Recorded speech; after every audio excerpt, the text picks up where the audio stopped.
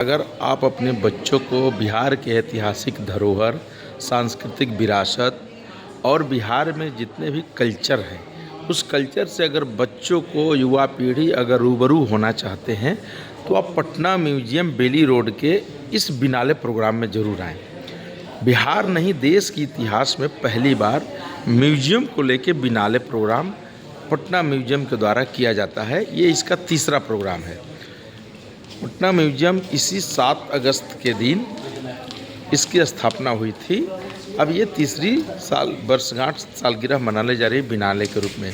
इस बिनाले में बिहार के सांस्कृतिक धरोहर, ऐतिहासिक रूप से जो आपके विरासत स्थल है, चाहे वो नालंदा की गुफा हो, शेर शाह का मकबरा हो या फिर अन्य इस तरह के जितने भी विरासत हैं, उन सभी विरासत को संजोने के साथ साथ बिहार से इंडोनेशिया, इथोपिया, दक्षिण के देश में जो क्या सांस्कृतिक कल्चर है, विरासत है, उसको भी देखना है तो आप बिनाले म्यूजियम में इस बार आएँ।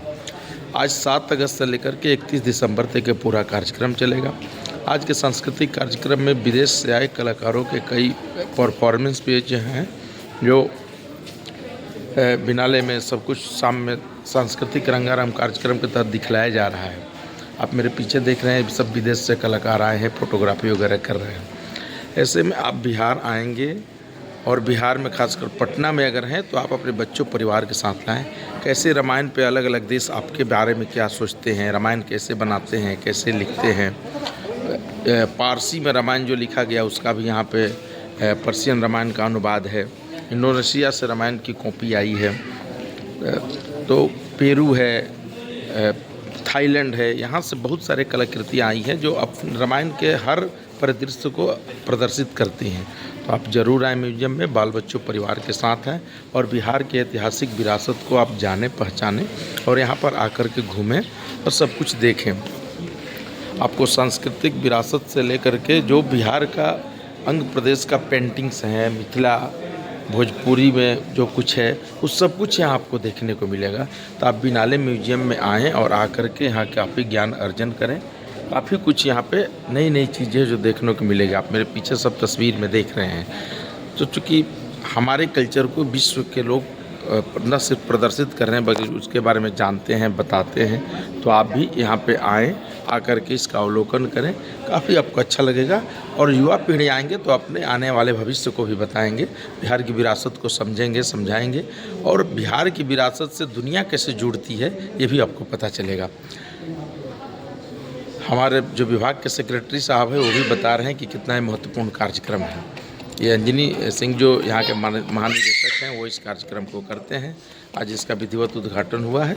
ये लंबे समय तक चलेगा, लेकिन दो दिन 7 और 8 ये 2 दिन बड़ा महत्वपूर्ण है। ये 2 दिन ज़रूर आप आएँ, बच्चों परिवार के साथ आएँ, देखें, एंजॉय करें और पेंटिंग्स प्रदर्शनी को बड़ी बखूबी से देखें।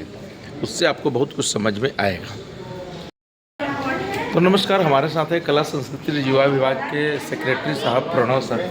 सर, ये जो बिनाले बहुत सुने थे, लेकिन म्यूजियम बिनाले पहली बार बिहार ने इसकी रचना की है। सर, कितना महत्वपूर्ण है बिहार के लिए और यूथ के लिए, खासकर जो इन सभी चीज़ों से कटते जा रहे हैं?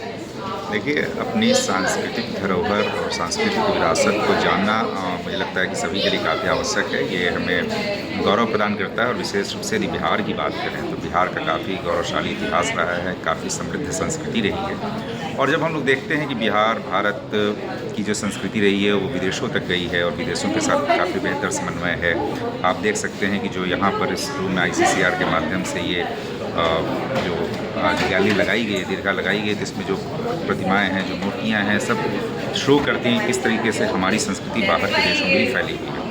तो डेफिनेटली लोगों को इसके बारे में जानकारी मिल करके गर्व का अनुभव और अपनी संस्कृति को जान करके हम इसको और बेहतर संरक्षित और संवर्धित करने का प्रयास कर सकें। सर, हमारे रामायण को विश्व के अलग अलग देश ऐसे प्रदर्शित कर रहे हैं, मतलब कितना जानते हैं हमारे रामायण को, लेकिन अपने ही देश में बहुत सारे आजकल यूथ हैं जिस घर में आप देखिए झगड़ा लड़ाई, कहीं ना कहीं रामायण को लोग पढ़ते थे, फॉलो नहीं करते हैं। तो क्या इस बिनाले में उनको आके घूमना चाहिए, बच्चों को? बिल्कुल ही हम लोग का लगातार ये प्रयास है कि ज़्यादा से ज़्यादा लोग यहाँ आकर के इसका फ़ायदा उठाएं और देखें, अपनी संस्कृति को जानें, उसको आत्मसात करें, उसकी जो शिक्षाएं हैं उसको आत्मसात करें, ताकि बेहतर एक तो हम जब कहीं बाहर जाएंगे तो अपनी विरासत को लेकर गर्व अनुभूति होगी, वहाँ अपनी विरासत को फैला सकेंगे, और दूसरी बात जो अच्छी शिक्षाएं हैं उनका हम अनुपालन कर सकेंगे। Thank you. सर कई देशों में आपको सर कई देशों में आपको सर जाने को भी मौका मिला है। हाँ, हाँ। ऐसे में बिहार और बिहार से बाहर जो लोग सोचते हैं, बिहार के बारे में क्या सोचते हैं आप, ज़्यादा अनुभव किए नज़दीक से? अजिल को बिल्कुल मैं बताना चाह रहा हूँ कि बिहार की जो संस्कृति है वो इतनी समृद्ध है कि यदि हम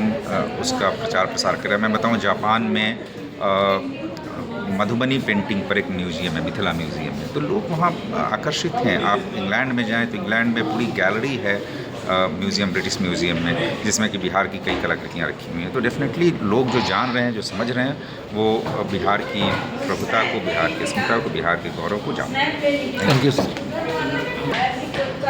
तो ये थे हमारे साथ सेक्रेटरी कला संस्कृति युवा विभाग। उन्होंने किस तरह से बताया कि आज के यूथ को और आज के बच्चों को खासकर ये बिनाले ज़रूर देखना चाहिए, इससे जुड़ना चाहिए। इससे न सिर्फ उनको लाभ होगा बल्कि पारिवारिक, सामाजिक, सांस्कृतिक सभी धरोहरों के बारे में उनको जानकारी मिलेगी। और एक मंच पे इतनी जानकारी मिलना बहुत ही कठिन वक्त है, लेकिन आपको अगर बच्चों को लेकर आएंगे, समय निकालेंगे, तो यहाँ बहुत कुछ सांस्कृतिक से लेकर बिहार की समृद्ध विरासत सबको आपको रूबरू होने का एक जगह एक साथ मौका मिलेगा। तो आप सब ज़रूर आए, बच्चों के साथ हैं, परिवार के साथ हैं, घूमें फिरें और अपने कल्चर को ज़रूर जानें। धन्यवाद।